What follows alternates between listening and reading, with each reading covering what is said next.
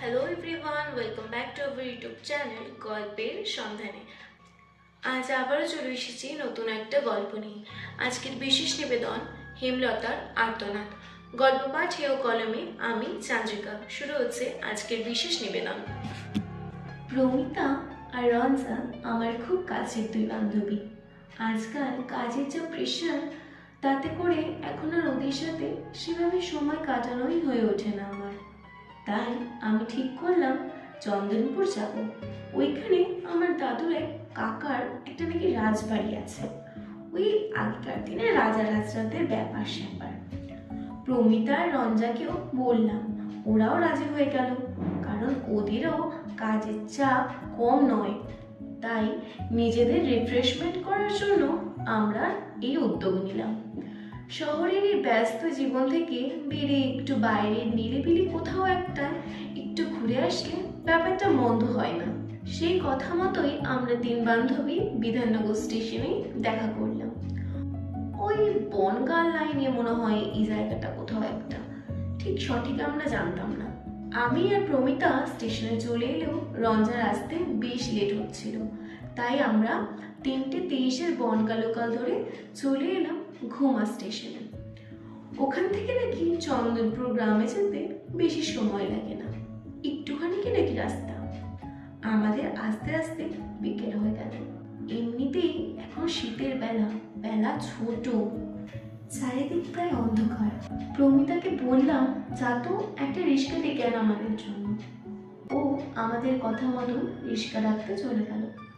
বেশ 6-7 মিনিট অপেক্ষা করার পর যখন প্রমিতার দেখা পেলাম না, তখন আমাদের মনে হালকা ভয় সঞ্চার হলো। এত রাতে, ঠিক বেশি রাত নয়, কিন্তু তবু এই জায়গাটা একটু বেশি রাত মনে হচ্ছিল। অন্ধকারে মেয়েটা কোথায় গেল? আমরা একটু এগিয়ে দেখলাম প্রমিতা মাটিতে অচৈতন্য হয়ে পড়ে আছে। আমরা দৌড়ে গিয়ে ওর চোখে মুখে জল দিয়ে ওর জ্ঞান ফেরাই। ওর জ্ঞান ফেরাতে আমরা ওকে জিজ্ঞাসা করলাম, তোর এমন কন্ডিশন হলো কি করে? ও আমাদের যা বলল তাতে আমাদের গায়ে হিমস্রোত নেমে গেল। ও বলল এখানে নাকি একটা ভ্যান দাঁড়িয়েছিল, সেখানে এক ব্যক্তি শুয়েও ছিল।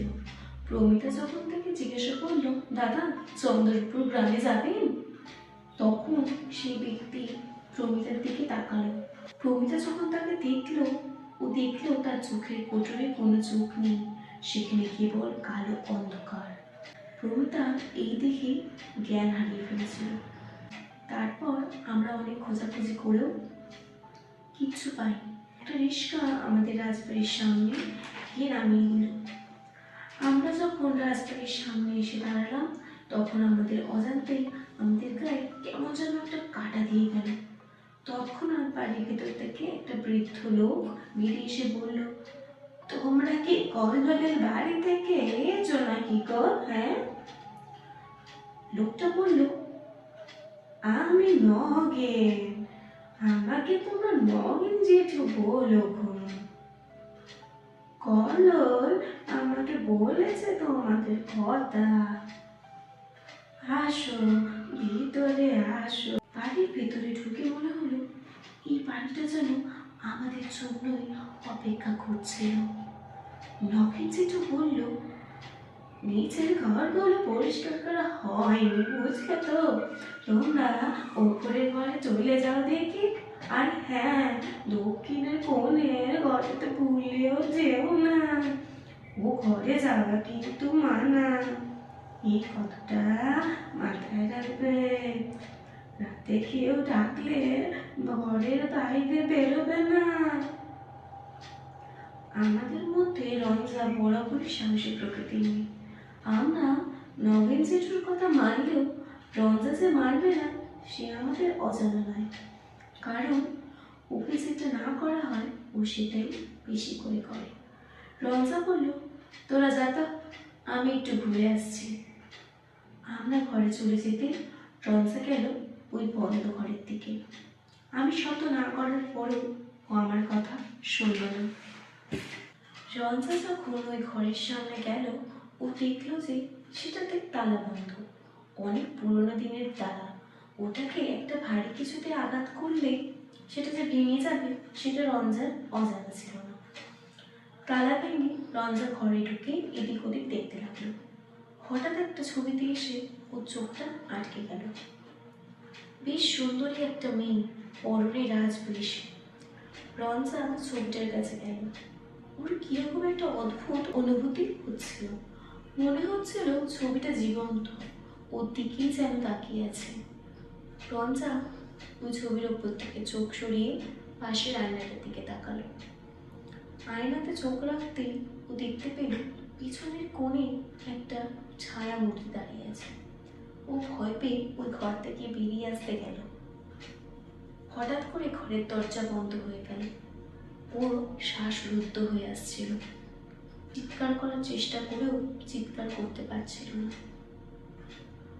হঠাৎ ওর গলাটা একটু আলগা হতেই ও চিৎকার করল, রঞ্জা, শিরিন, আমাকে বাঁচা। ওর চিৎকার শুনে আমি আর প্রমিতা দেখতে না পেয়ে ওই ঘরের দিকে ছুটে গেলাম। আমরা এই ঘরে এসে দেখি ও আয়নার দিকে মুখ করে দাঁড়িয়ে আছে পাথরের মতন। আমরা ওকে কি ডাকতেই ও চমকে মাটিতে পড়ে যায়। ওকে এরপর আমরা টেনে বাইরে এনে একটা চেয়ারে বসাই। অন্যদিকে নগেন জেঠু বলল, তোমরা ওই ঘর খুলে দিলে? কি সর্বনাশ করলে গো! ওই ঘর খুলে দিলে? ওই ঘর খোলা যে বারণ। সেই দিন আমরা রাতে ডিনার করে একসাথে ঘুমিয়ে গেলাম। আমরা ঠিক করলাম কাল সকালে নগেন জেঠুর কাছ থেকে এই বাড়ির ইতিহাস আমরা জেনেই ছাড়বো। যথারীতি পরের দিন সকালে আমরা নগেন জেঠুর কাছে আসলে সত্য ঘটনা উদ্ঘাটনের জন্য চলে গেলাম। আমাদের জোড়াজুড়িতে নগেন জেঠু বলল যে, নগেন জেঠু ঠিক কী বললো সেটা জানতে হলে আমাদের চ্যানেলের সাথে জুড়ে থাকতে হবে। আমাদের এই গল্পটি যদি ভালো লেগে থাকে আমাদের চ্যানেলটিকে দয়া করে সাবস্ক্রাইব করবেন। সবার প্রথমে নোটিফিকেশন পাওয়ার জন্য পাশে থাকা বেল আইকনে ক্লিক করবেন। প্রচুর প্রচুর শেয়ার করবেন। আমাদের বাকি গল্পটা শোনার জন্য আমাদের চ্যানেলের সাথে জুড়ে থাকুন। রাজা চন্দ্রবর্মন বলে এক প্রভাবশালী নিষ্ঠুর রাজা প্রাসাদে ছিল। সে তার স্ত্রী, ছেলে অর্জুন ও বৌমা হেমলতাকে নিয়ে এই প্রাসাদে থাকতো। তার ছেলে কাজের জন্য শহরে চলে যায়, কারণ এই সাম্রাজ্য সামলানোর ইচ্ছা তার কোনো কালেই ছিল না। রাজা একবার খুবই অসুস্থ হয়ে যায়। বৌমা অর্থাৎ হেমলতাই তার সকল সেবা যত্ন করছিলেন। রাজার স্বভাব ছিল অতি নিম্ন রুচিকর। তার ছেলে যেহেতু প্রাসাদে থাকে না, আর তার নারী শরীরের প্রতি একটা আলাদাই আসক্তি ছিল। সেই দিন হেমলতা তার শ্বশুর মশাইকে ওষুধ দিতে গিয়েছিল। রাজা চন্দ্রবর্মন হেমলতাকে আটক করলো। প্রথমে হেমলতা বুঝতে পারেনি গো, পরে সে অনেক কাকুতি মিনতি করেছিল রাজার থেকে মুক্তি পাওয়ার জন্য, কিন্তু রাজা তাকে সেই রাতে পশুর মতন চারিদিক নির্যাতন করেছিল।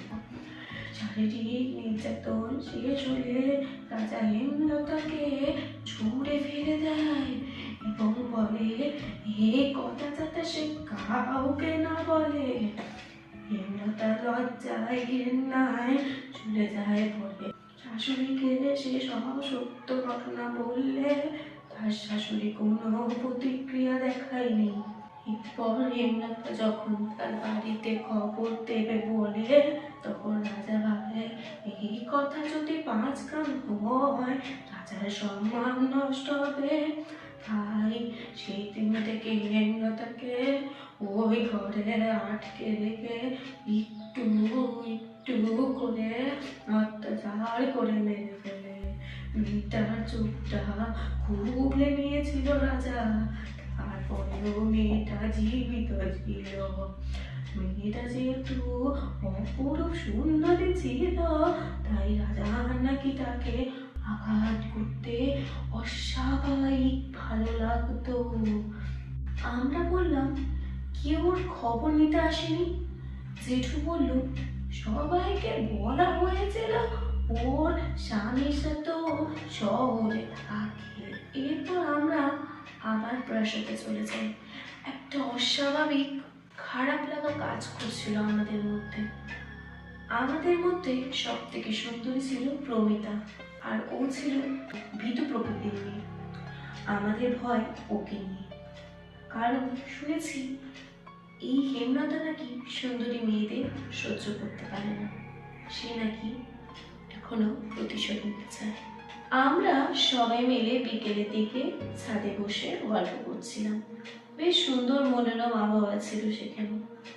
আমাদের ঘরে যেতে মনই চাইছিল না। প্রমিতা হঠাৎ করে বলল যে, শোন না, তোরা গল্প কর বুঝলি তো, আমি একটু ঘরে যাই, মাথাটা না খুব ধরেছে বুঝলি। প্রমিতা যখন ঘরের উদ্দেশ্যে যাচ্ছিল তখন ওর মনে হচ্ছিল যে ওকে যেন কেউ ডাকছে। ও সেই ডাকে উৎস খুঁজতে খুঁজতে হেমলতার ঘরে ঢুকে যায়। ও এক মনে হেমলতার ছবির দিকে তাকিয়ে থাকে। হঠাৎ করে ঘরে একটা নারী মূর্তির আবির্ভাব হয়। তার দিকে প্রমিতা তাকিয়ে দেখে তাকে অপরূপ সুন্দর দেখতে। প্রমিতা দেখে যে প্রমিতার দিকে সেই নারী মূর্তি এক দৃষ্টিতে চেয়ে রয়েছে। প্রমিতা চেয়েও যেন সেই নারী মূর্তির দিকে চোখ সরাতে পারছিল না। হঠাৎ একটা কাজ ভাঙার শব্দে প্রমিতার সম্বিত ফেরে। ও চিৎকার শুরু করে। ওর চিৎকারে আমি আর রঞ্জা ছুটে যাই। আমরা ওই ঘরের সামনে গিয়ে দরজা খুলতে পারছিলাম না। ঘরের একটা জানালা খোলা ছিল। জানালা দিয়ে দেখি কাচের একটা টুকরো প্রমিতার গালে ঢুকে গেছে। আর এক অদৃশ্য ছায়ামূর্তি ওকে হত্যা করার জন্য উদ্যত হয়েছে। এরপর আমরা কোনো রকমে দরজা ভেঙে ঢুকে যাই। ওকে নিয়ে পালিয়ে নগেন জেঠুর বাড়িতে চলে আসি। নগেন জেঠুকে সব ঘটনা খুলে বলি। নগেন জেঠু বলে, তোমরা যে বেঁচে আছো এটাই অনেক। তোমরা কাল সকালে বাড়ি চলে যাও, আর কোনোদিন এখানে এসো না। এই বাড়িতে সকালবেলা তো কিছু হয় না, তাই আমি এখনো ওখানে কাজ করি, না হলে হয়তো আমিও কাজ ছেড়ে দিতাম। এরপর আমরা সকালবেলায় ওখান থেকে চলে যাই, আর কোনোদিন ওদিকে যাইনি। শুনেছি রাত হলে আজও হেমলতার আর্তনাদ ভেসে আসে ওই বাড়ি প্রাঙ্গণ থেকে। আজ এখানেই শেষ হলো আমার বিশেষ নিবেদন হেমলতার আর্তনাদ। গল্পটি কেমন লাগলো সেটা অবশ্যই লাইক ও কমেন্টের মাধ্যমে জানাবেন। আমাদের চ্যানেলটিকে সাবস্ক্রাইব করে আমাদের পাশে থাকবেন। ভালো থাকবেন, সুস্থ থাকবেন। দেখা হচ্ছে পরের এপিসোডে। নমস্কার।